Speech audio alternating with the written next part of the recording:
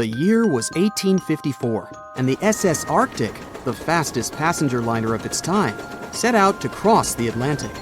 As it sailed through the misty veil, it slowly disappeared into the unknown. The Collins Line, an American shipping company, was started in 1818 and only began seriously trading in the transatlantic by 1835. Its steamships crossed the Atlantic from Liverpool to New York within just 10 days. Doesn't sound like a great speed today, I know, but back then, the same thing took other ships several weeks. Light on the water with their wooden hulls, powering through with a strong steam engine, those steamships were the favorite choice for many high-profile people. What could go wrong with such an advanced ship, they thought. This reminds me of some other ship everyone believed to be unsinkable. But anyway, back to the Collins Line. It grew to be a serious contender on transatlantic routes, with only one other competitor, the Cunard's Line. It was a British company also aiming to be the main force through the Arctic Passage. In 1835, the company received a new ship that traveled to Liverpool and came back to New York with the largest cargo ever at that time. From then, the Collins Line was steadily growing. It seemed like there would only be future successes for it. Unfortunately, their lavish ships became costly to run with the amount of coal used. Massive power along with weak wooden hulls meant they needed many repairs after each voyage. So, every trip ended up being expensive. But since the ships were safe and had a great reputation, people were willing to pay the price, and the company was definitely not in crisis. They had achieved something no one had managed to do before them. Like I told you, their ships crossed the Atlantic in a whopping 10 days, and Edward Collins, the owner, was very determined to maintain the pace. Their 5 ships easily outran the Cunard's Line of only 3. With this great praise, it provided more attention. Though the Cunard's ships were slower with their iron hulls, they believed there was still profit, regardless of how slowly they sailed. Among Collins' ships, the Arctic, the third of them to be launched, was the largest, reaching 284 feet long, with 2 side-lever steam engines, each with 1,000 horsepower. The paddle wheels made 16 revolutions a minute when at full speed. At the time of its launch, the press called it the most stupendous vessel ever constructed in the United States. But glamour and fame couldn't avoid what would come next. On the 27th of September, the Arctic was on its journey from Liverpool to New York, continuing a speed pace through the thick fog. It's possible that by that moment, after 4 years of record-breaking trips, the crew became overconfident with their sailing and the ship. Going only 50 miles from Newfoundland, they carelessly continued through the fog with no radio contact, sonar, or any other form of identifying objects, equipped only with Morse code. A smaller ship, the SS Vesta, which operated as a fishing vessel, often worked around Newfoundland. It was passing through the same path as the Arctic and crashed into its side. Shocked by the collision, the captain of the Arctic offered help to the much smaller Vesta, but it was soon clear that the damage that seemed minor on the Arctic was far worse. Beneath the waterline, a hole was letting water into the hull. The cost of the much faster wooden hull now seemed less valuable. They steered toward land, trying to plug the holes, but they weren't doing so well, and the seawater continued to pour in, filling up higher and pushing the ship down. And finally, once the engine room was full, it put out the boilers, taking away the massive power the Arctic was once legendary for. They moved slowly until coming to a complete stop. The ship continued to sink, and the order was to abandon it. At the time, maritime law allowed for the Arctic to carry only 6 lifeboats, only capable of saving 180 people. The crew and some of the passengers managed to push their way aboard and took most of the seats on those boats. Things were pretty wild, and everyone forgot about their manners, not letting the ladies and the youngest ones board first. It took 4 hours for the Arctic to sink. 150 crew and 250 passengers were on board. Those that weren't able to find a lifeboat made a desperate attempt to build their own rafts from parts of the ship. 2 days later, only 3 boats made it safely to the shore. The other 3 were never found. Believe it or not, the rescue party also saved some people that had been clinging to the wreckage for 2 days. Unlike the crew, the captain went down with the Arctic, but amazingly survived. He would be only one of 85 people that made it out of the 400 on board. When the news arrived 2 weeks later, the public responded with great sadness to the losses. Great anger soon followed towards the poor safety measures in the crew. The press published demands to change the laws for more lifeboats. It only made sense to have enough for every person on board a ship. But they ignored those requests. This neglect would lead to more disasters in the future. Enough lifeboats would only come into maritime law some 60 years later, after the disaster of the Titanic. Edward Cullen's wife and 2 children were also aboard the ship and didn't return. He was heartbroken, but didn't stop running his business. The Collins line still had a reputation to uphold, the biggest, fastest, and most luxurious on the Atlantic. Edward Collins would now build an even better ship than any other. It was named the Adriatic, and it was the largest ship in the world, 354 feet long. With 2 alternating steam engines that had never been built of this size. These steam engines at the time were at the height of engineering, though today you can only see them in models and toys. With the new addition of 2 masts, the Adriatic would also be able to sail if needed. Luckily, they made some lessons from the disaster of the Arctic. But before their new ship, the Adriatic, was built, another disaster had occurred. The sister ship of the Arctic had also sunk. They believe this second ship was desperate to stay in front of the Cunard's line and hit an iceberg somewhere during the race.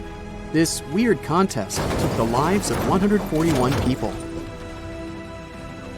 The desperation of Collins and his weakly built hulls pushed the company towards bankruptcy in 1858. The newly built Adriatic, costing over $1 million, had only made 1 voyage in the end. And even that voyage was considered a disaster. The ship collided with a tugboat. It still managed to finish its maiden voyage at a suitable time. After the company had gone bankrupt, they had to sell the ship for only $50,000. They removed the great giant engines, replacing them with only sails. Although it was once the greatest ship on the high seas, it was only 30 years later until it was abandoned, labeled irreparable, and anchored in a river. The other remaining ships were also sold and only used for parts. Edward Collins left the industry altogether, seeking work on dry land instead. As the Collins line was no longer in the mix, the Cunards would grow in strength. Without competition, they would win the Blue Ribbon for the next 30 years, and 180 years later, after producing hundreds of ships. They still have a constant presence on the seas as they provide transatlantic crossings, world voyages, and leisure cruises. To this day, the Cunard line is the only one to run ships between Europe and America, and it's great proof that it's not always the fastest that's the best.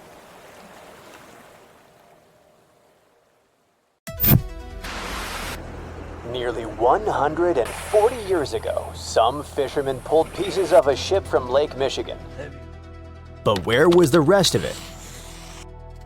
From that moment on, hunters spent years searching for the ghost ship. By the 1970s, the hunt reached a new level. One with a $1,000 reward offered to anyone who could find it. Still, nothing. It was as if the vessel had simply vanished into thin air. That is, until now. Researchers have finally found the shipwreck off the coast of Bailey's Harbor, Wisconsin. The ship called the F.J. King disappeared back in 1886. At that time, this 140-foot-long vessel had a very important job: transporting grain. Now you might think, grain? Really? That's it? Okay, sure, it's not like the ship was loaded with tons of gold or jewels, but we have to see the bigger picture. At that time, Wisconsin was known as America's breadbasket. The state produced huge amounts of food, especially wheat. In fact, about 1/6 of the nation's wheat was being harvested there. Farming was booming, and that of course meant big money. The F.J. King was part of that golden era. For about 19 years, it successfully carried and traded grain and iron ore through the Welland Canal. That is, until September 15, 1886. That day, the crew were on their journey to carry iron ore from Michigan to Chicago. It was supposed to be just another routine trip, but they were caught in a powerful storm. The conditions were brutal, with waves nearly 10 feet high. The crew fought desperately to get the water out and keep the ship afloat, but the waves were too strong. They kept coming, one after another. The men worked hard until they couldn't go on anymore. The waves were splitting the ship's seams. At this point, a catastrophe was inevitable. So Captain William Griffin gave the order, "Abandon ship." They had no choice but to get out. The men grabbed their belongings as fast as they could and climbed into the ship's small yawl boat. It was 2 a.m. Everything around them was dark. As they tried to get closer to shore, the F.J. King went down, bow first. And then suddenly, boom! The crew watched in shock as the ship's stern deckhouse blew off, sending the captain's papers 50 feet into the air. They stayed in the small boat until they were picked up by a passing schooner called La Petite. The crew took them to Bailey's Harbor, and moments later, Captain Griffin filed a wreck report. That's when the real mystery began. In his report, the captain said the ship had gone down about 5 miles off the shore of Lake Michigan. But that was just what he thought. I mean, it wasn't based on any instruments, readings, or anything like that. It was just what he remembered from that night. A week later, though, a local lighthouse keeper spotted the masts of a schooner sticking out of the water, much closer to shore. He reported it to a nearby newspaper, and that's when people really started asking questions. Could that be the F.J. King? Even though they had a solid lead, it didn't take them anywhere. No one could find the boat. Days passed, then months, then years, until 2025. That's when an investigator named Brendan Baylod decided enough was enough. He gathered a team of about 20 scientists and historians to finally track down this historic shipwreck. They dug through hundreds of original documents about the ship and the day it went down, piecing together clues and narrowing down the area where it might be. Many experts were like, "Man, just let it go." And to be fair, they had every reason to feel discouraged. After all, that whole area had already been searched over and over. There was just no way the ship could still be out there. But Bayod didn't give up. Okay, truth is, he also thought it was a long shot. But working to find the ghost ship had other perks. His team wanted to get some hands-on experience with a brand new super advanced sonar. With that in mind, they set out on their mission, heading to Lake Michigan on June 28th. Okay, great. But where do you even start? First, Bayod had to clear something up. Back when the wreck happened, who was actually telling the truth about the ship's location? The captain or the lighthouse keeper? Getting that answer would point them in the right direction. Then, Bayod thought about something that might have already crossed your mind. How could the captain really know where they were? It was pitch black. He'd just been struggling to keep his ship afloat. He couldn't see much. He was exhausted and probably hungry. He definitely wasn't thinking straight. That's when the investigator realized the lighthouse keeper's directions were probably more accurate.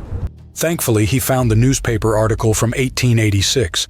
You know, the one I mentioned earlier, where the lighthouse keeper gave a more specific detail about where he'd last seen the ship's masts.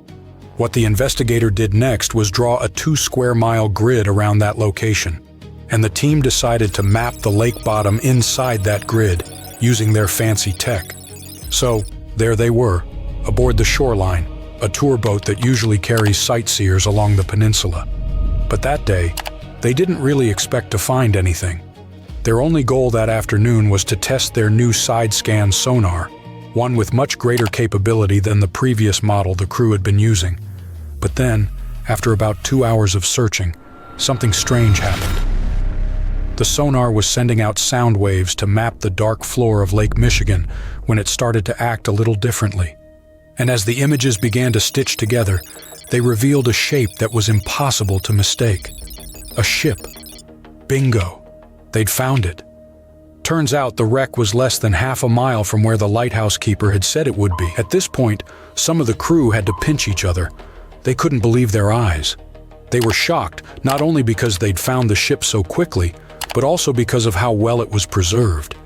You see, the investigators were hopeful, but they also thought the ship would be shattered into pieces. After all, it had been carrying iron ore, and the weight of all that metal could have torn it apart even more. But no. To everyone's surprise, the hull was almost completely intact. Sure, the front right side was crushed, but the rest of it was pretty much there. The investigators even found the crew's belongings and kitchenware scattered across the lake bottom. Once they got over the shock, they called in archaeologists to examine the site and create a three-dimensional model of the wreck. This is the fifth major shipwreck Bayard and his team have found in the last 3 years, but the truth is, this region is full of mysteries still waiting to be uncovered. The F.J. King is just one of around 6,000 ships that were damaged or destroyed in incidents across the Great Lakes during the 1800s. And it's estimated that hundreds of these wrecks still remain hidden at the bottom of Lake Superior, Michigan, Huron, Erie, and Ontario. Thankfully, discoveries like this one could become more and more common. In fact, more shipwrecks are being found today than at any other time in history. Advances in technology have made scanning the lake floor less expensive and more accessible, not just for professionals, but for amateurs too. And the profile of these modern-day shipwreck hunters has changed. Now, they're more often searching for wrecks for their historical value, not just to find treasure. Another project that could help uncover even more wrecks in the Great Lakes is called Lakebed 2030. It could change everything, as its goal is to map the entire lake floor. And right now, only about 15% has been explored. That means the Great Lakes might still be hiding their biggest secrets, and that, at the very least, is super exciting. The Costa Concordia. The Costa Concordia. The Costa Concordia. The Costa Concordia. The Costa Concordia. Costa Concordia. The Costa Concordia. Costa Concordia. The Costa Concordia disaster is a tragedy that took dozens of lives, yet went down as completely avoidable and should have never happened. The disaster was caused by the captain going off course, and it wasn't to dodge an iceberg or fix an engine issue. He wanted to pull a flashy stunt called a sail-by salute. That's when a massive cruise ship sails way too close to shore so people on land can wave. Unfortunately, it became the most catastrophic high in history, claiming 32 lives.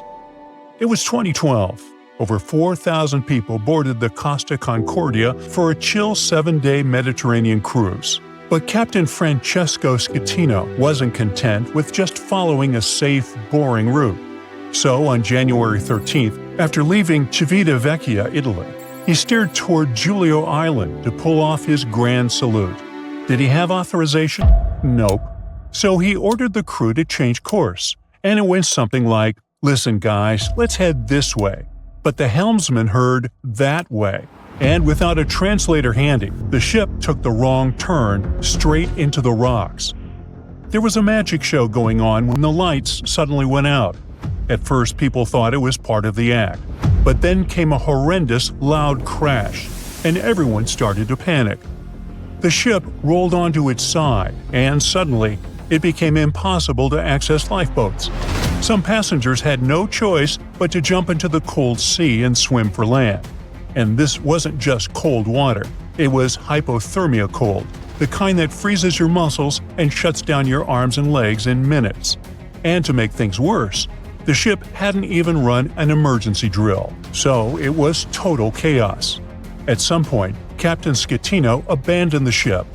Later, he blamed the disaster not on himself, but on the rocks. Yes, he literally said the rocks weren't marked on his charts, and that was the real problem. After the disaster, cruise lines tightened their safety rules, so now every passenger has to do a muster drill before any cruise ship even leaves port. A little late, but at least they finally figured that one out. On December 19, more than 1,500 people perished. Now, if you thought the Costa Concordia was bad, meet Doña Paz. This was chaos on a whole new level. So much so, it holds the world record for the largest maritime disaster ever in terms of lives lost. And if you're looking for someone to blame the must-see movie the captain chose to watch instead of, steering. Officially, this passenger ferry could carry about 1,500 people. But somehow, more than 4,000 ended up on board. It was basically a human sardine can on water. There weren't enough beds, so passengers slept in the hallways, on the decks, and sometimes 3 or 4 had to share one bunk. And to complete the disaster starter pack, rumor has it the ship didn't even have a working radio, and the life jackets were locked away. Oh, perfect. It was December 20th, 1987. The Doña Paz set off across the Tabla Strait in the Philippines. For hours, nothing seemed out of the ordinary. Then, at about 10:30 that night, the ferry slammed into an oil tanker, the MT Vector. The problem is that Vector was carrying over 1,000 tons of gasoline. Yep, gasoline. So you see where this is going, right? After the collision, flames quickly spread to both ships and across the water around them. The captain, meanwhile, was in his bedroom watching a movie, and most of the crew was busy partying, which means nobody with real experience was even monitoring the ship when it crashed. So, when chaos broke out, even the crew panicked. Now, remember that whole women and children first code from Titanic? Here it was more like every man for himself. There were no orders, no evacuation plan, no leadership. Passengers were trapped with literally nowhere to run.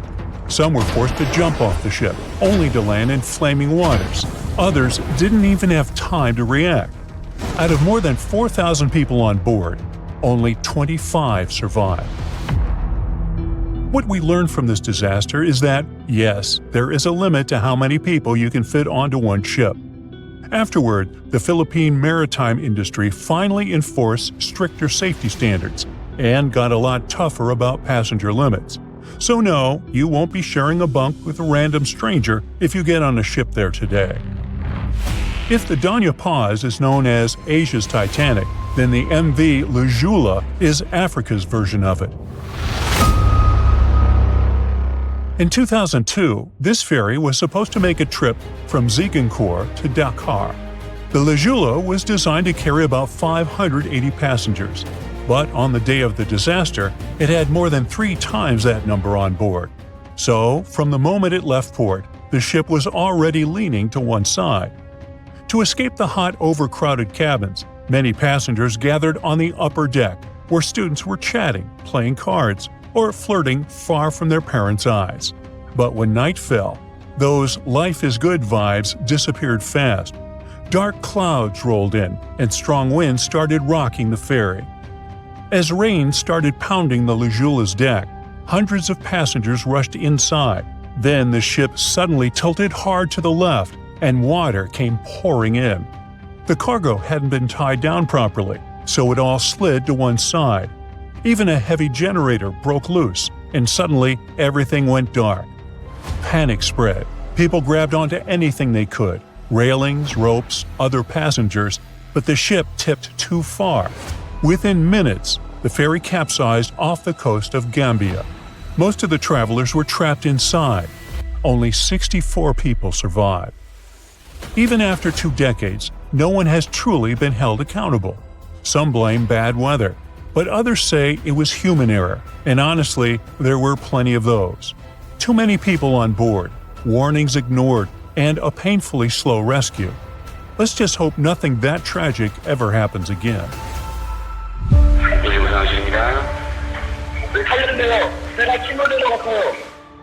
The last disaster on our list changed South Korea.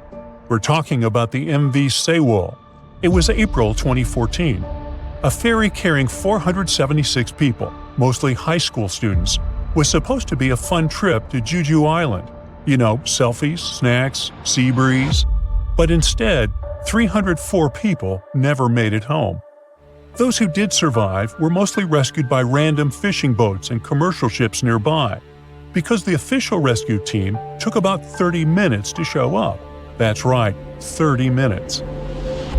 And that delay was just one piece of a much bigger mess.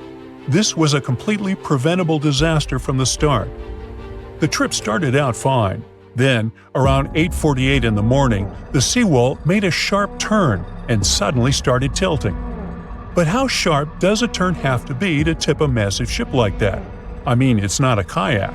So clearly, something was already off. Turns out the seawall had been modified, like a DIY job gone wrong. The owners wanted more room for cargo and passengers, so they rebuilt the upper decks and boosted its capacity by over 100 people. Oh, and on that day, the cargo wasn't even properly tied down. So yeah, it was a disaster waiting to happen. When the ship tilted, all that extra cargo slid to one side, making it lean even more. Water rushed in, flooding passenger compartments. The ferry started sinking within minutes. The passengers panicked, but then they heard the instructions over the intercom. Everyone, stay where you are. Don't move. It's safer in your cabins. Well, it wasn't. While hundreds of students followed orders and waited for help, the captain and several crew members escaped. Yeah, they got off the ship while teenagers were still trapped inside. When rescue teams finally arrived, it was too late for most. The seawall disaster shocked an entire nation, but it also brought people together. It sparked new laws, better training, and a promise that no ship would ever sail that recklessly again. It's June of 1857. A fierce storm slams into Gechen Bay, Australia, and rips apart a Dutch ship weighing 800 tons. Part of the crew tries to escape in a small boat, but only 9 of the 25 men on board survive. Now, many years later, researchers believe they've found this long-lost gold rush shipwreck. Yep, this ship is tied to one of the most dramatic high-stakes chapters in Australia's history. We're talking about the shipwreck of Koning Willem de Tweede, a vessel built back in 1840. This historic ship discovery is a big deal since it's now considered a real treasure in the world of underwater archaeology in Australia. Let me tell you why. By the middle of the 19th century, Dutch ships were carrying not just goods, but also people from Asia who were hoping to start a new life in Australia. And they were all chasing one thing: gold. Yep, the precious metal was discovered in Australia in 1851. Well, officially at least. It was actually found a few years earlier, but let's just say the authorities decided to keep that little detail away from the newspapers. Anyway, the big public discovery happened in 1851 when an Australian gold prospector named Edward Hammond Hargraves led an expedition in the New South Wales region, and he chose to tell everyone about his find. And just like that, the gold rush began. News spreads fast, so people start arriving from everywhere: Britain, Ireland, Germany, the Netherlands, and also from China. It's estimated by that time around 20,000 Chinese had made their way to the goldfields in Victoria. By 1861, about 3% of the Australian population had been born in the Asian country. Most of them came from the southern region of Guangdong, which was going through a really tough time back then. They'd been through it all: foreign invasions, massive floods, serious food shortages, you name it. Many people had lost everything. Their money was gone, their homes destroyed. They couldn't even afford a bite to eat. There was no clear way out of the poverty they were stuck in. But then, word started to spread. There was a goldfield somewhere in a distant British territory. They heard stories from people all over the world going there, that it was peaceful, full of opportunity, and that the land itself had everything you could need. It sounded like a dream. Before long, they began calling it Xinjin Shan, or New Gold Mountain. So, many scraped together what little they had left to reach Australia and start over. It was a shot at a better life, a chance to lift entire families out of poverty. But getting there wasn't cheap or easy. They had to travel in huge ships, and the average trip from Guangdong province took about 3 months to reach Sydney or Melbourne. At some point, Australian authorities decided to impose a tax on Chinese arrivals. Every passenger who disembarked at Victorian ports had to pay a £10 poll tax. So what do you think happened? The routes changed, of course. Instead of docking directly in Victoria, ships began stopping in Robe, a town in the southeastern part of South Australia. From there, people would walk about 250 miles all the way to the goldfields just to avoid paying the tax. And this area is exactly where the Koning Willem de Tweede was discovered. Yep, our Dutch ship was found off the Robe coast, and it was one of many vessels that carried Chinese passengers to Australia. Now you can see why it's historically important, right? On the 16th of June, 1857, it brought around 400 people safely to shore so they could start their lives over. The ship itself didn't get a happy ending though. After dropping them off, it was supposed to continue its journey, but then a storm rolled in. So the ship had to drop anchor and wait it out in Geechin Bay. The weather kept getting worse. The anchor began to drag, and by the 13th of June, it was completely lost. The captain, called Hendrik Geisen, had to act fast. He made the call to beach the ship in hopes of saving both the vessel and his crew. But there was a problem. The ship ran aground on Long Beach, about 3 miles east of Robe, and it started breaking apart quickly in the rough seas. The rest of the story is tragic. 16 sailors drowned when one of the ship's small boats turned upside down. Only 9 men made it out alive. Captain Geisen stayed aboard the wreck. He eventually reached the shore by clinging to a cask. Thankfully, people who were on the beach managed to pull him out of the sea using a rope.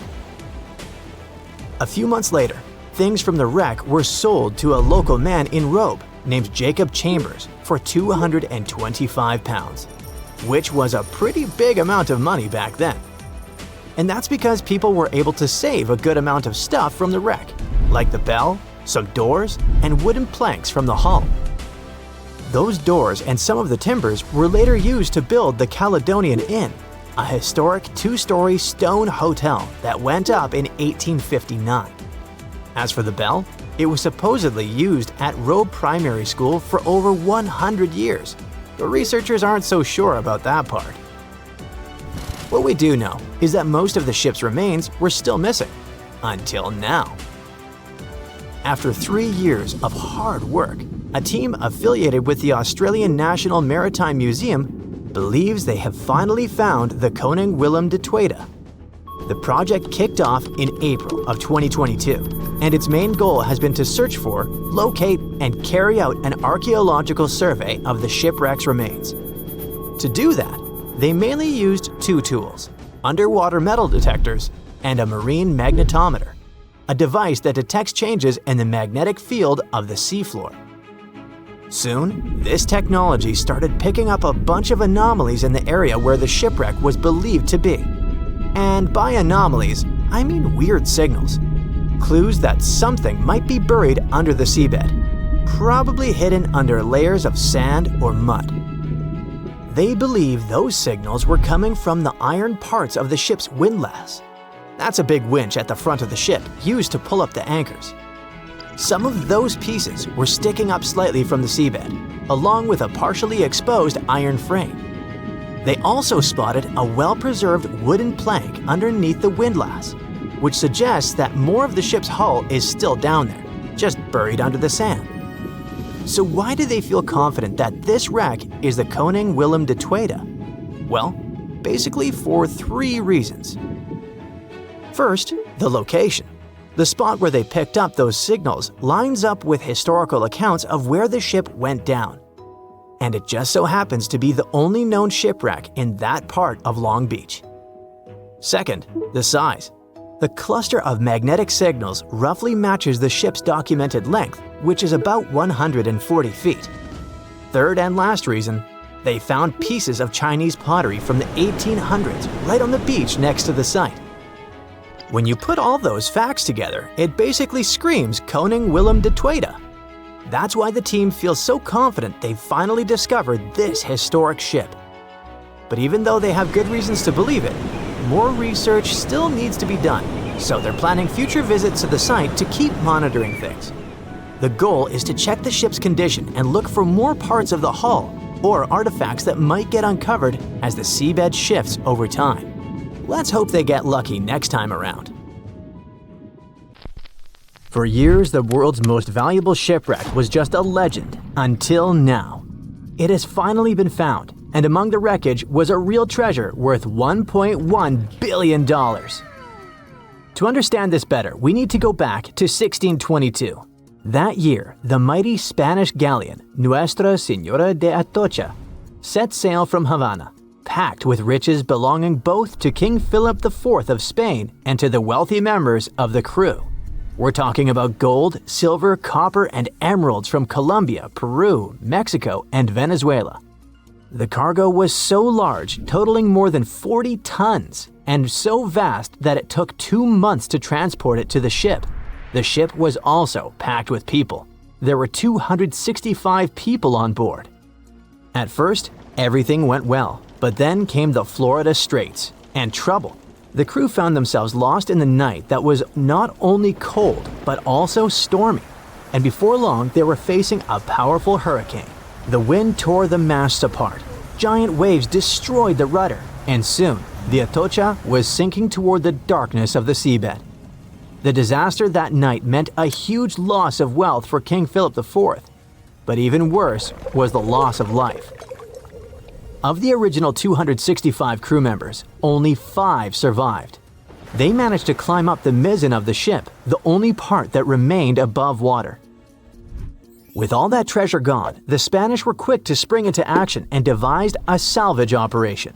5 ships were sent to recover the cargo. The plan seemed simple and easy.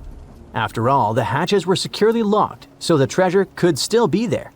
But almost immediately, things went wrong. For example, one of the 5 ships ran aground before it could even begin its journey. In the end, the search dragged on for 60 years, and many factors contributed to the mission's failure.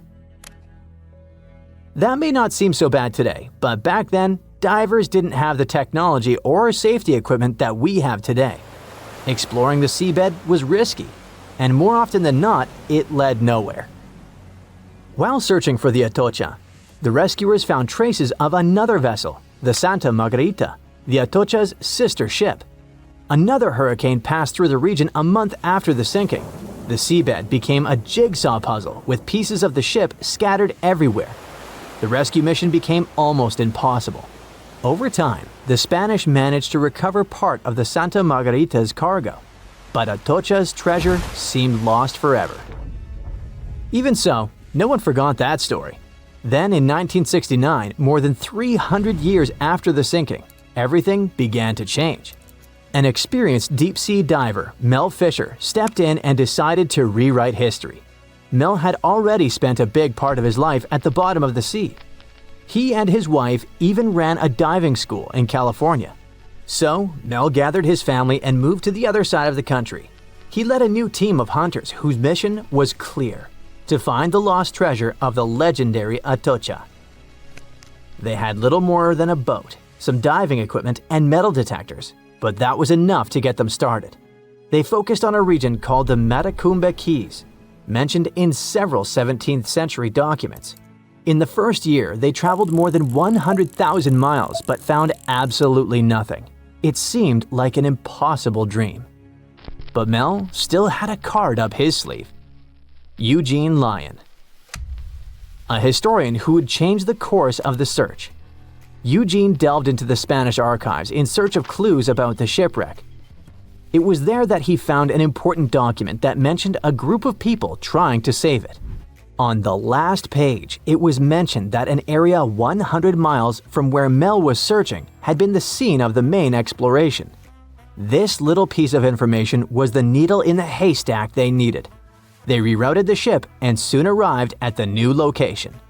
But there was a challenge. That part of the ocean was deeper and the visibility there was almost zero. It was difficult to see your own hands. However, Mel knew how to deal with the adversities of diving and came up with a simple and brilliant solution. He installed 2 large tubes on the boat called letterboxes. Those tubes could be lowered in front of the propellers. The idea was ingenious. They sucked clean water from the surface and directed it to the bottom of the sea, exactly where the divers were. This technique not only cleared the murky water, but also helped to reveal objects that had been hidden for centuries. And still, the search took 16 years. During that time, Fisher found many lost items. Then, in 1971, they discovered a huge anchor. This was the first clue that they were close to finding the Atocha. In the following days, more objects appeared. Cups, swords, and ancient nails turned up. To keep everything organized, the team created a circular map. On it, they marked the exact location of each item they found. They also used radio transmitters on land and a receiver on the boat, which allowed them to know precisely where they were. The system was so efficient that it could measure the position with a margin of error of just 1 foot. Over time, a line began to form on the map, pointing to where the Atocha's main treasure might be hidden. They followed this trail for 2 years. Just when they were starting to lose hope, they found silver bars. It was the year 1973. This opened the door to much bigger discoveries. The silver alone was worth over $100,000, but the real treasure was yet to come. On July 20th, 1985, valuables that would be worth around $1.1 billion today were finally discovered in the main hull of the ship. The treasure included 180,000 silver coins, 24 tons of silver bars, 125 gold bars, a collection of pearls, and 66 pounds of emeralds. Some of these finds were priceless, not only because they were rare, but because of their history. The Atocha Cross, the Royal Orb, and the Atocha Ring, 3 royal artifacts, were found in near-perfect condition. The Atocha Cross was the most valuable of all the artifacts. It had 9 brilliant green emeralds set in 22-karat gold. A true treasure from the past, shining once again after centuries underwater. Soon after the discovery, the state of Florida thought, wait a second, we want a piece of that treasure. They went to court, demanding a whopping 25% of the value. A bitter legal battle ensued, and it lasted 8 years. It even went all the way to the Supreme Court. But in the end, treasure hunter Mel emerged victorious. He was even invited to The Tonight Show, showing off a massive gold chain found in the wreckage, wrapped around his waist like a belt. People called it the money chain, and for good reason. The find was so big that the wreck was declared the world's most valuable by the Guinness Book of Records in 2014. After the initial excitement, Mel sold some of the gems, but the bulk of the treasure remained in the family for a while. What was left was auctioned off. No one knows exactly how much the jewels were sold for, but one thing is for sure. Their value has skyrocketed over the years, and it's not just about the sparkle. It's about the legend that lives behind them. Today, these treasures are part of the particular Museo collection, the largest private collection of the Atocha artifacts in the world. And no, they're not for sale. But the good news is that you can still see them. They're on display, shining brightly in homage to Colombia's rich history and the famous mine from which they came. The people behind them say that these emeralds are as iconic as the rubies of Mogok or the sapphires of Kashmir. And honestly, they're right. On a fine summer night of August 30th, 1892, a shipping magnate took his family for a cruise on Lake Superior. They were traveling on the Western Reserve, which was supposed to be one of the safest ships of its day. It was made of a type of steel like that used to construct the infamous Titanic, and it ended up with a similar tragic destiny. The ship broke in two and was found only 132 years later, in 2024. The 300-foot steamship was the first steel-plated freighter on the Great Lakes.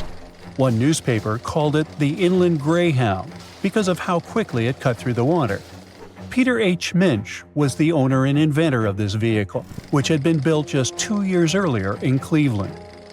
On the night of its last voyage, the ship set off toward Two Harbors, Minnesota. Minch brought along 5 of his family members: his wife, their 2 kids, his sister-in-law, and his niece. There were also 22 crew members aboard. It was a pleasant and smooth ride while they were sailing across Lake Huron. But as soon as they left Whitefish Bay, the lake turned wild, and the crew had to drop anchor for a while. Later that evening, as they entered Lake Superior around 9 p.m., a fierce summer storm moved in with powerful winds and crashing waves. Then disaster. The ship began to split in two. Within just 10 minutes, the Western Reserve was completely underwater. Everyone managed to get into lifeboats. The Minch family, with some crew members, took the wooden one, and the remaining 10 people got into the metal one. But the storm was so brutal that the metal boats sank right away, and only a few made it into the other lifeboat. That second boat floated for the next 10 hours. A steamship passed by, but didn't notice or hear the people calling for help. Around 7 o'clock the next morning, the lifeboat got within a mile of shore near Deer Park, Michigan. They were so close to safety, but sadly, the lifeboat flipped too, and they all ended up in the freezing water. The only survivor of this tragedy was 24-year-old Harry Stewart, the ship's wheelsman. He swam a full mile through the freezing water and made it to shore, almost unconscious but alive. He later mentioned he survived only thanks to a heavy-knit, close-fitting pea jacket.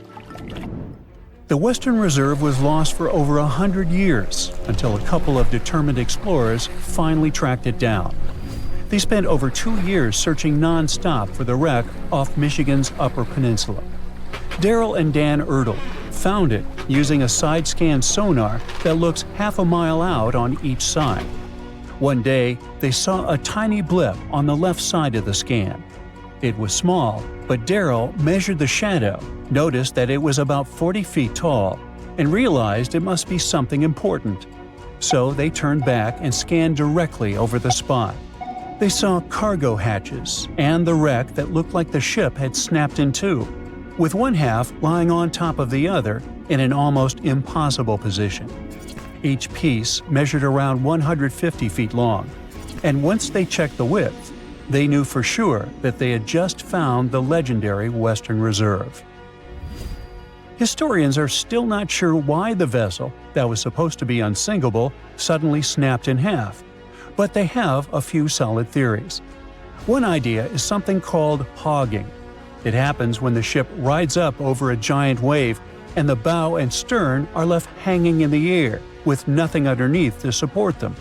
That puts a large amount of pressure on the middle, and it bends down like a stick when you're pulling both ends. Another plausible reason concerns the steel the vessel was made of. Back then, steel was the hot new substitute for iron. But quality control wasn't perfect. Some steel plates weren't made very well, which could have caused a serious weak point in the ship's body. There's also the chance that the ship didn't have enough ballast, which is the weight used to keep it stable, or maybe it wasn't balanced correctly. Sadly, just 8 weeks after the Western Reserve tragedy, another vessel that had been built at the same time with similar mill runs of steel plate repeated the destiny of its twin. The W.H. Gilcher was a steam freighter used to transport cargo between ports on the Great Lakes. It set out on what was supposed to be a routine trip on October 26, 1892. Loaded with over 3,000 tons of coal, the ship left Buffalo heading for Milwaukee. Captain Leeds H. Weeks and a crew of 18 were on board. Everything seemed normal at first, and by the afternoon of October 28th, the ship passed through the Straits of Mackinac and entered Lake Michigan. It was expected to reach Milwaukee by the 30th, but it never made it. A massive storm slammed into Lake Michigan and Lake Huron on October 28th and 29th, and created havoc on travel plans for many, many ships. When the storm finally passed and boats started pulling into port, people began to piece together what happened to the W.H. Gilcher. One captain who was sailing nearby on his schooner said he saw a large steamer battling the storm about 20 miles northwest of North Manitou Island around 8 p.m. on the 28th. The ship looked helpless, and there was no movement or sign of life. Another captain later saw furniture and parts of the ship's bridge floating in the lake near South Manitou Island. Then 2 more steamers picked up broken pieces of W.H. Gilcher's pilot house in the same area. It became clear that the storm had destroyed the freighter, and tragically, no one survived. The Great Lakes are a hot spot for shipwrecks, and there have been between 6,000 to 10,000 of those starting in the 17th century. Back in 1679, the Griffon became the first European vessel to vanish without a trace on the lakes. It sailed all the way from Buffalo, New York, to Green Bay, Wisconsin, passing through Lake Erie, the Detroit River, Lake St. Clair, and Lake Huron before reaching Lake Michigan. After a stop in Green Bay, it started heading back, and then it was never seen again. In 1975, one of the most famous shipwrecks happened when the massive 729-foot ore carrier SS Edmund Fitzgerald sank in Lake Superior. A fall storm was supposed to stay far south of their route, but things changed fast. Another freighter, the Arthur M. Anderson, was following behind and kept in radio contact with the Fitz's captain, Ernest McSorley. By the afternoon of November 10th, waves were smashing over the deck, and wind gusts at over 80 miles per hour were hitting both ships hard. By 7:20 p.m., the Anderson couldn't reach the Fitzgerald by radio anymore, and it had vanished from radar. There was no distress call, no warning. The huge ship had just disappeared. Later, search crews found the wreck over 530 feet under the surface, broken into 2 giant pieces. No one of the 29 crew members survived, and no one witnessed what really happened. There could be all sorts of reasons for such tragedies, from errors in judgment and equipment failure to simply being in the wrong place at the wrong time. The Great Lakes are massive bodies of water with weather systems that you would expect to find in seas. These inland seas sit deep in the middle of the continent, and hurricane-strength winds and powerful storms form here. Many of them hit in November and December, when the waters are still warm from the summer, but Canadian cold air is starting to push down. There's a huge difference in temperature between the air and water. This difference and strong winds lead to massive waves. Plus, ice forms more easily in fresh water than in salt water. It builds up on ships quickly, and crew members also have to get around tricky ice waters. Water levels here are also unstable. In wet years, storms are more likely to happen, and this makes the risk of damage or disaster higher. 360 years ago, a massive British ship, the London, blew up in the Thames estuary. The tragedy took over 300 lives, including the sailors and their loved ones. No one knows exactly what led to all this, but scientists are finally getting close to the truth. Divers accidentally found an exceptionally well-preserved bronze cannon from the ship. This cannon, that was buried in silt and clay for centuries, could have all the answers. The London was a service ship built for the Navy of the Commonwealth of England. It set off on its first journey in June 1656.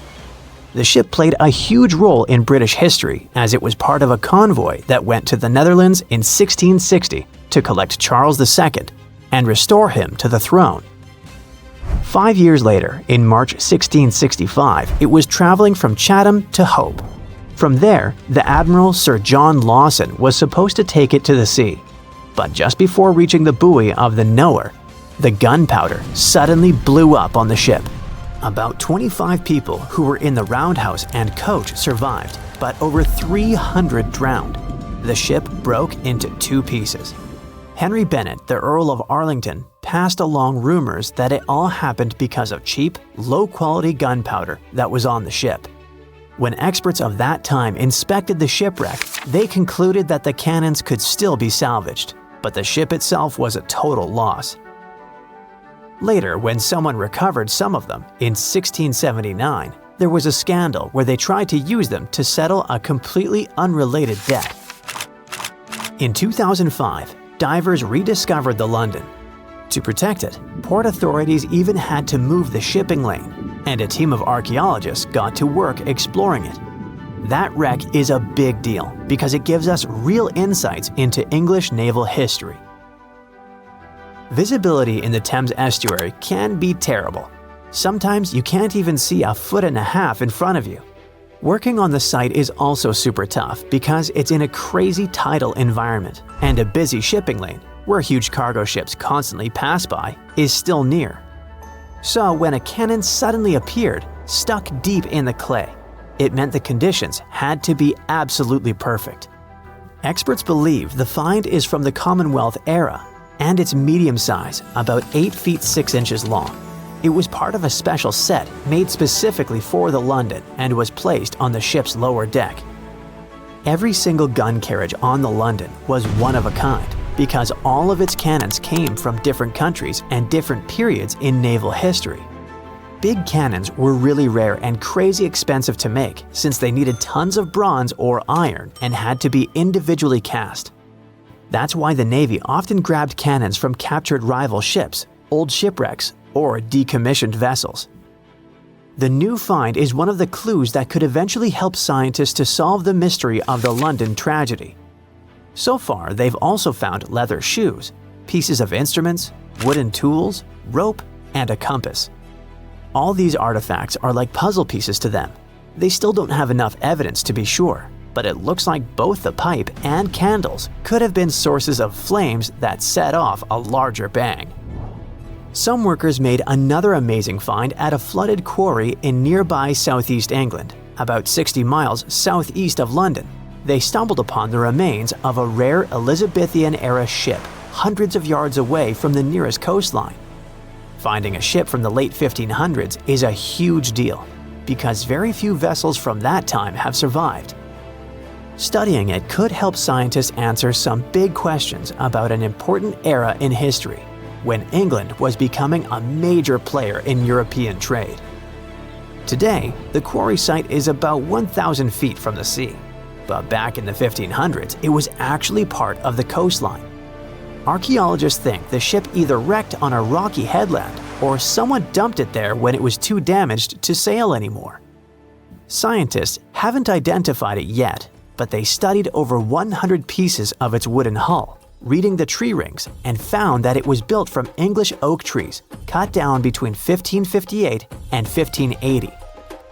At that time, Northern Europe was switching from the old clinker method where the planks overlapped like fish scales to the carvel style from the Mediterranean, where the planks are smooth and flush against each other, nailed to an internal frame.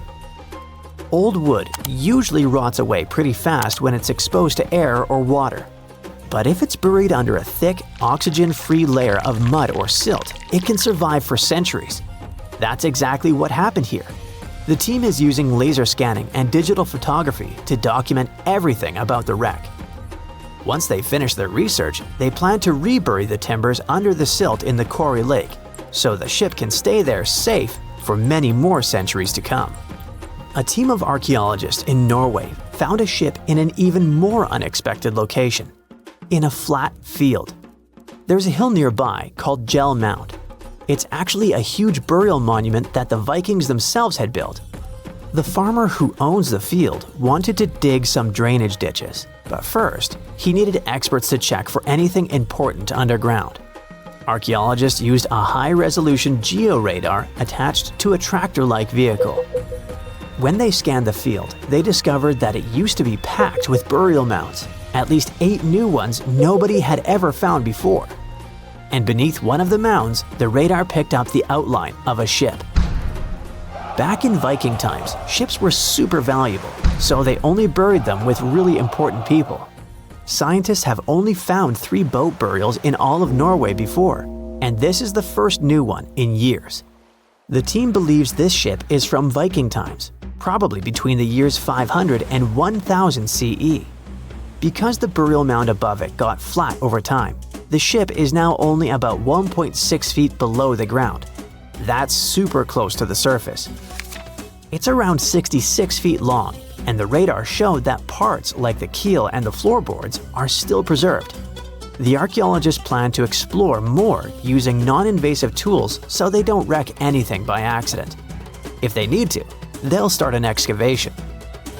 Far away from Norway in the Namibian desert, a miner looking for gems accidentally found a legendary shipwreck almost 500 years old. The workers called in an archaeologist to check it out, and they thought it must have been the remains of a Portuguese trading ship, the Bom Jesus, that had mysteriously vanished in the 1500s. The Bom Jesus had left Lisbon loaded with treasures, aiming for India. But somewhere along the southern tip of Africa, a brutal storm slammed it into the Namibian coast. The ship smashed into rocks, broke apart, and disappeared under the waves. When archaeologists explored the wreck, they found parts of the ship scattered across the shore and buried under thick sand, which actually saved the remains from rotting away. They even discovered treasure, over 40 tons of cargo that had spilled out of the captain's chest underwater when the hull broke. There were cannons, swords, fabrics, tools sailors used to navigate by the stars, and most impressive of all, 1,845 copper ingots, solid pieces of metal weighing 16 to 17 tons in total. Scientists could even read the old trademarks stamped on them, revealing they were made by a mega-rich German trading company. And then there was the real jackpot. More than 2,000 gold and silver coins from all over the world, Portugal, Venice, France, and the Moorish states, plus 105 giant elephant tusks weighing about 2 tons. The tusks were likely on their way to become luxury goods like jewelry and fine carvings. DNA tests later showed the ivory came from West African forest and savanna elephants. They didn't find many bones though, which means the crew either managed to escape or were lost forever at sea. A Portuguese archaeologist just discovered a bunch of sunken ships filled with gold, including a Spanish galleon with 22 tons of gold and silver. This much gold today is worth about $2 billion. And this is the money from one ship alone. Archaeologist Alexandre Monteiro made this discovery almost by accident. He was studying some documents when he found some information about a ship that went missing in 1615, and he decided he wanted to find it. After many years, Alexandre found not just this specific ship, he actually discovered 8,620 shipwrecks in the waters of Portugal alone. Out of this number, 250 are gold-filled shipwrecks, a discovery that would make any Jack Sparrow shake in his boots. Most of these ships went down for boring reasons like the weather, but sometimes they were destroyed in battles, which may or may not have been super epic. They were carrying gold and other treasures from the New World to Europe, and of course, everyone wanted a share. Alexandre had been studying historical shipwrecks for 30 years now, so he has discovered many ships that went down in somewhat glorious ways. In 1816, for example, a ship of one of the richest men in Portugal sank in Australia, with an insane amount of 66,000 silver coins. This was the first ship from Portugal to ever plunge in the waters of Australia. The bad news is that these ancient sunken vessels, filled with riches and epic stories, are not so easy to reach. They're deep down in the ocean and covered by sand. You could still try, but that would be stealing part of a country's history, and you wouldn't want to be that person, would you? Naturally, Portugal was not the only country that explored the seas back then. The coast of Europe is packed with sunken ships filled with gold. In fact, there are about 1 million historical shipwrecks underwater right now, and the treasures abandoned under the sea might be worth around $60 billion. It's an insane amount of money, but let me tell you that these gold-filled sunken ships aren't really worth the hassle. There are many stories of maritime treasure discoveries that turned into insane lawsuits and even long jail time. Our first story starts in 1746, when a violent storm crashed a ship called Prince de Conti near an island in Brittany. The ship was filled with tea, ceramics, and 100 gold ingots.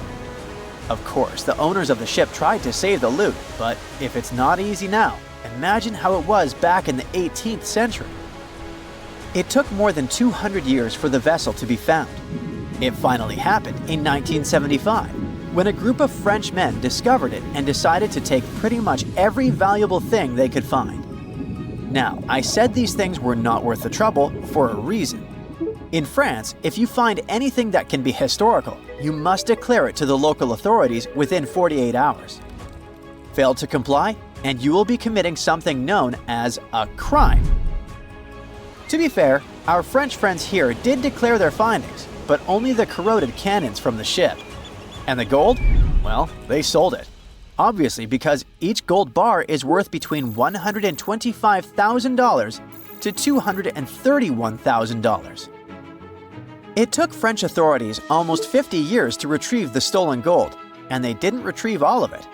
Part of it was bought by an elderly couple living in Florida, and the crime is so serious they were charged for connection with money laundering, organized crime, and the trafficking of cultural goods. The poachers also sold some gold ingots to the British Museum collection. Now, let's go back to the 1850s, when a steamer called SS Central America traveled from Panama to California and back again. This was during the Californian Gold Rush, a time when 300,000 people moved to California to dig for gold. Because the travel route was not easy breezy, people needed to carry their gold around on big ships. This is where our friend SS Central America comes in. In 1857, the ship had 578 people on board and about 10 tons of gold. Very few survived, and around $100 to $150 million in gold went down with the ship. All of this explains why in 1988, a group of investors from Columbus decided to finance a research project to find this ship. The research was led by a guy named Tommy Thompson. Tommy was really crazy about the idea of finding this sunken ship filled with gold. It took him years to find the exact location of the SS Central America, especially because the ship was 7,500 feet beneath the surface of the Atlantic Ocean, and retrieving it required a lot of fancy tech. A group of 161 investors paid for his adventure, but it goes without saying that they were not doing this out of love from their hearts. They invested $12.5 million in this project because they were expecting to earn at least 10 times more. But since life is not all sunshine and rainbows, 39 insurance companies sued the research team as soon as they retrieved the gold. Back when the ship was up and running, these companies insured the cargo of the SS Central America, and when the cargo was finally retrieved, more than 100 years later, they wanted to be compensated.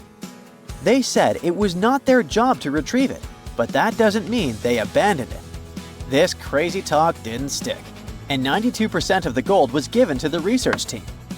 The plot thickened when the investors were scammed by none other than Tommy Thompson, who fled with $4.16 million. He also had 500 gold coins, but he's not telling a soul where they are. Nonsense like this is the reason why most countries have rules to protect cultural properties. And yes, sometimes shipwrecks can be a cultural property. Obviously, there are many maritime treasure discoveries that happen without breaking any laws. The SS City of Cairo, for example, was a steamship that submerged in 1929 with 2,000 boxes of silver coins weighing 122 tons. A company called Deep Ocean Search retrieved the coins from a depth of 17,000 feet, which is 4,500 feet lower than the Titanic. 34 million pounds went to the UK Treasury, and the Deep Ocean Search also got a share. The good news here is that some of the coins can be bought by collectors, legally. Paying for a treasure is probably the closest you can get to an underwater archaeology find. I know, all I did was destroy your piracy dreams. But while raiding gold-filled shipwrecks may be a crime in most countries, or just financially impossible for us mere mortals, not all hope is lost. There is about $771 trillion worth of gold lying on the ocean floor, and it doesn't have an owner. It's like an underwater gold mine, except the gold is in the water. You know how the water of the ocean is salty? Well, the gold gets mixed with the minerals in the water, so it's not like you stumble upon a gold nugget on the beach. Each liter of ocean water has 13 billionths of a gram of gold. And it's very difficult to extract such tiny particles of gold from the water. But that doesn't mean people haven't tried. And, of course, there's been a scam here too.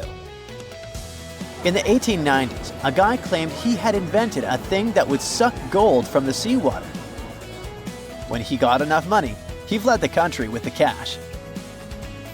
If you really want to get some gold, you could try to extract it from the Earth's core, which has 1.6 quadrillion tons of gold. There's 16 times more gold in the Earth's core than what humans have mined in the whole of history.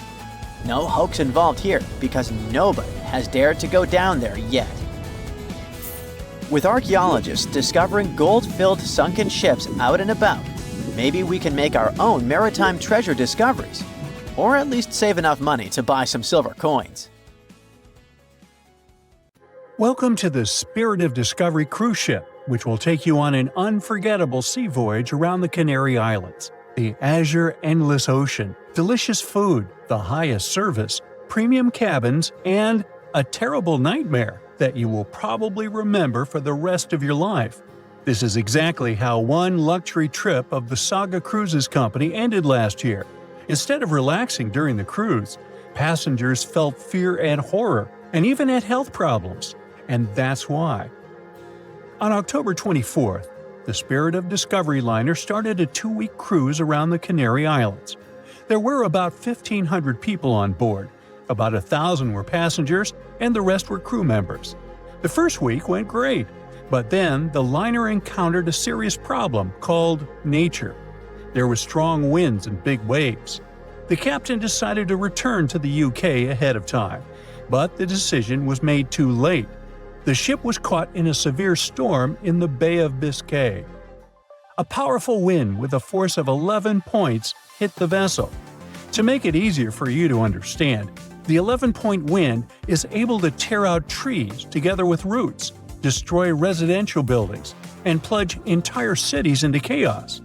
Such a storm is rare, but Spirit of Discovery was unlucky enough to get into its epicenter. 11 points is the penultimate place on the Beaufort scale, which determines the wind rating. The most powerful storm has 12 points, and this is a hurricane. The wind reached a speed of 65 miles per hour, which is about the same as the average speed of a car on a highway. Not only did it push the Spirit of Discovery, but it also raised huge waves 25 feet high. Just imagine a wall of water the height of a 3-story building collapsing on a lone ocean liner. At that moment, the captain sent a message to all the passengers through the cabin speakers so that no one left their place. And his voice sounded worried enough. All the passengers had to lie down and hold on tight. According to the witnesses' words, the ship remained caught in the storm for about 15 hours. They held on with all their might so as not to crash into the walls and floor. All this time, tables were flying around the ship, dishes were breaking, furniture was moving all over the cabins. The waves smashed windows, partitions, and doors. Some people were knocked down because they couldn't hold on for so long. The storm hurled the passengers from ceiling to floor, from wall to wall. The ship's crew turned the dining room into a medical area to provide assistance to those who had been hurt. Despite the difficult and terrible conditions, the ship's team did a great job. They regularly informed passengers about the current situation and tried to calm everyone down. There was no panic and chaos on board. When the storm finally ended, the ship continued its journey and finally reached land, where medics urgently evacuated 8 passengers to the hospital. One of them was never able to survive this storm. It's good the ship didn't meet a rogue wave during the storm. This is a natural phenomenon that can appear during a storm and even in still water. It's a giant wave with a height of 60 feet. Like a 6-story house, it collapses onto a ship with incredible speed and capsizes it. And then the wave suddenly disappears. This is no joke. A similar wave has been recorded in the Gulf Stream off of Charleston, South Carolina. It's scary to get in its way. Now, let's go back to the past to remember one of the most terrible maritime tragedies. No, we're not talking about the Titanic. we'll talk about the Greek liner Laconia, which set sail from the English port of Southampton on December 19, 1963, with more than 600 people on board. However, just 3 days later, a terrible tragedy happened to the ship in the boundless waters of the Atlantic. At 11 p.m., in the barbershop hall, an electrical malfunction occurred. The problem led to a fire, which quickly spread to other rooms. The crew couldn't cope with it, since the fire was spreading too fast. The ship's team turned on the fire alarm, but there was no command to leave the vessel. Only 2 hours later, the captain ordered the passengers to evacuate.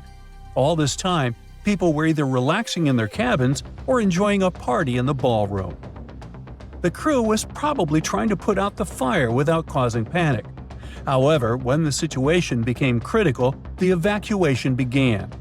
People panicked and ran to the lifeboats, but many didn't manage to get inside. One of them was John Morris. He survived this catastrophe and shared his memories of how he put his family in a lifeboat while he stayed on board the ship. He didn't even have a life jacket. Since there was nowhere to go, the ship's crew opened a bar so that people could relax a little. However, at that moment, boilers began to explode inside the ship, and it became clear the vessel wouldn't stay afloat for too long. John Morris decided to jump into the water right in his tuxedo. As soon as he was overboard, he grabbed onto a piece of wooden deck cargo and swam as far away from the ship as he could.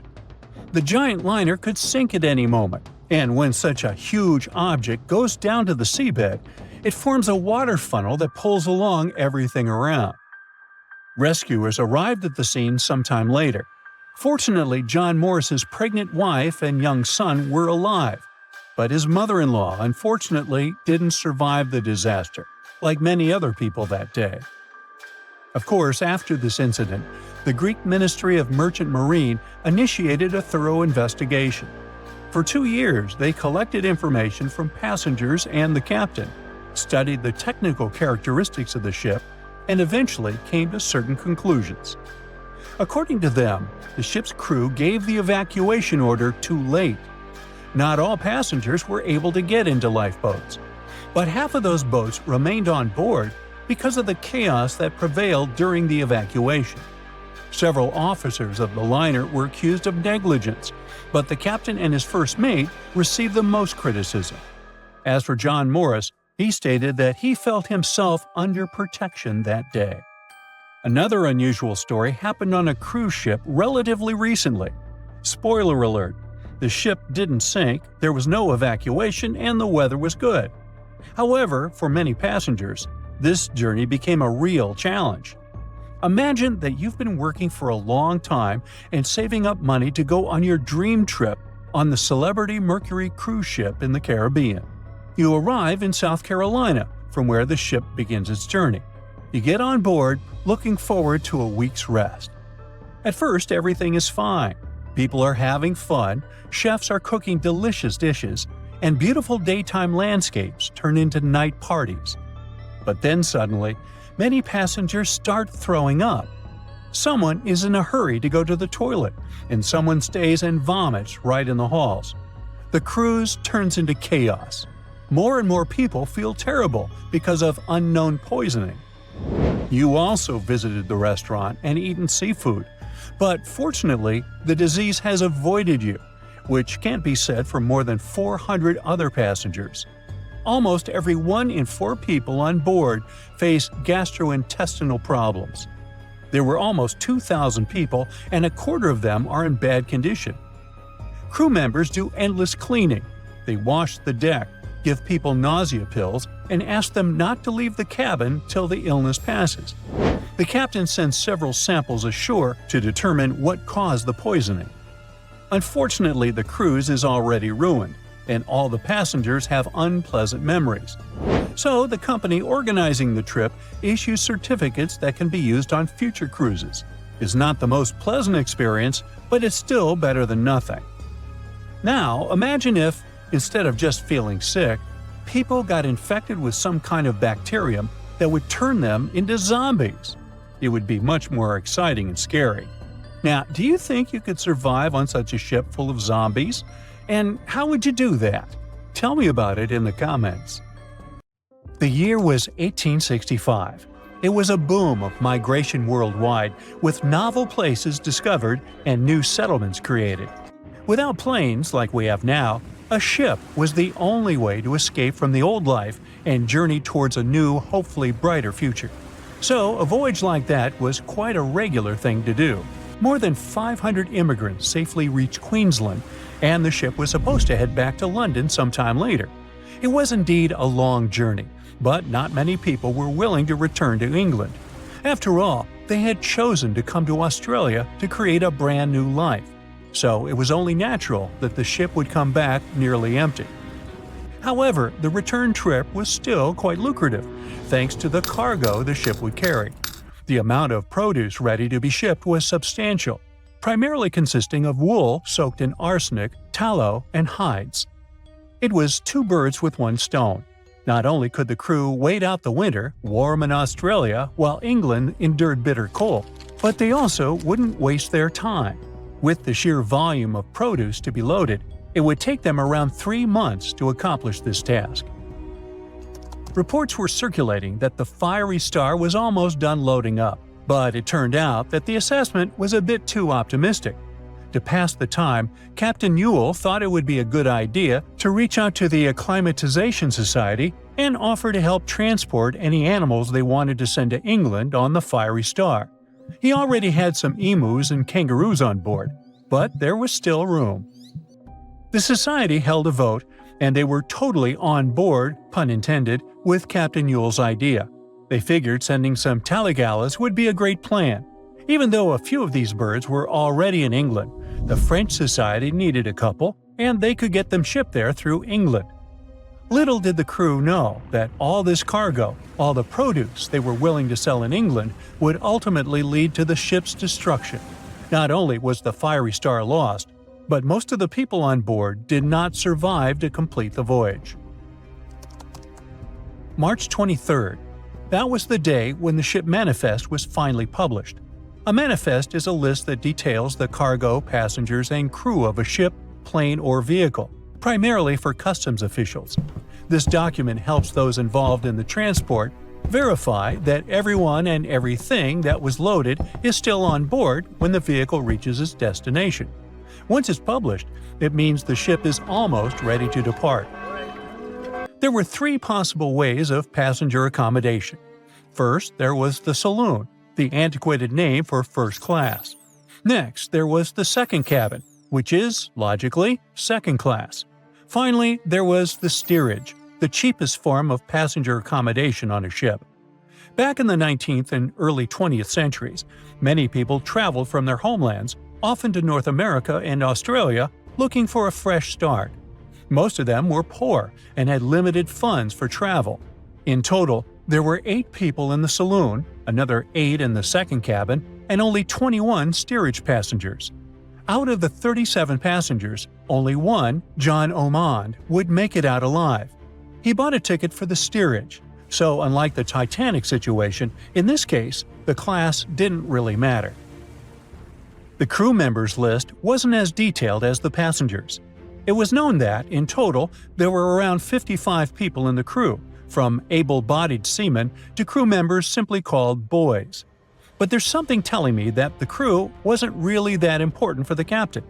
In reality, all that mattered to him was to make as much money as possible, shipping tons of dangerous, flammable cargo. Out of over 50 crew members, only 17 survived that voyage. But there was actually one more crew member who actually survived it all, just because they weren't let in. Sarah Johnson disguised herself as a man and planned to sneak onto the ship. However, something about her looks made the captain get suspicious, so he called the police and made Sarah leave the ship as he didn't want any immoral behavior to take place. Well, he saved her life. For him, it was the last voyage. The captain, W. Hunter Ewell, was quite a celebrity apparently. He already had a record of the safe landing of immigrants in the previous year, so there seemingly was no reason to worry. The trip promised to be safe. Clipper Fiery Star left Moreton Bay bound for London. The passengers took their places. The cargo had already been loaded. The full list is astonishing. In addition to all the wool, tallow, cotton, hides, and horns, there were also 6 cases of arrowroot and various other packages. And we can't forget the animals the captain took aboard too. The fiery star was far away, yet still observable to the east as it headed toward the Pacific Ocean. This was the last information available until May 26, when news of its destruction emerged from Brisbane. Chief Officer William Sargent's log reveals that the fiery star took 12 days to reach the southern tip of New Zealand, passing on April 11, 1865. The trip was going well until heavy seas ruined 2 longboats on April 17. On this day, a strong odor of smoke alerted the captain. When he checked, he found the lower hold completely filled with smoke from a fire fueled by the ship's flammable cargo. The hatches were quickly closed to try to contain the flames, but by the next day, the heat and toxic smoke had forced passengers out of their cabins. George Maber was one of the lucky survivors. He was the ship's engineer, and he recalled the chaotic events on April 20th, as Captain Ewell and most of the crew and passengers tried to evacuate in rough weather. At around 6 p.m., the ship took on water, and without much warning, Captain Ewell, 4 crew members, and a few female passengers hopped into a lifeboat and headed out. The next boat, managed by the second mate, Mr. Adio, was a gig, followed by a crowded jolly boat. Lastly, there was a waste boat, which was barely seaworthy, with 2 men constantly bailing water to keep it afloat. The plan was for the boats to stay close to the fiery star overnight and head for the Chatham Islands the next morning. But by dawn on April 21st, all 4 boats had vanished without a trace. On the burning ship, there were 17 crew members and passenger John Oman, who banded together under Chief Officer William Sargent's leadership. For 5 days and nights, George Maber pumped water on the fire without rest. He volunteered to go down the forehatch with a rope around him and a handkerchief over his mouth. He discovered that the foremast had been burned through for about 7 inches, and the port side was severely damaged, resembling an empty shell. Exhausted, he returned for fresh air, but later descended again with Quartermaster Marshall to access a water tank. They couldn't open the lid, and as George crawled over the hides, he felt himself sinking. When they reached the deck, they collapsed from exhaustion. The cargo had been destroyed by smoke and fire, and the heat on the deck was intolerable. The crew survived on limited rations and caged chickens, using every spare piece of wood, including pigsties for the pumps. Distressed pigs ran wild in the heat. A raft was constructed, but was too weak for the open sea. Sleep was elusive, and the crew had lost everything, with only hopes of reaching land or meeting another ship. Finally, the Dauntless appeared and sent a lifeboat to the Fiery Star. Captain Moore boarded the Fiery Star on May 12, and after assessing the situation, he agreed that the crew could do no more. They boarded the Dauntless at 4 p.m., witnessing the Fiery Star succumb to flames by 11:30 p.m. It was a narrow escape.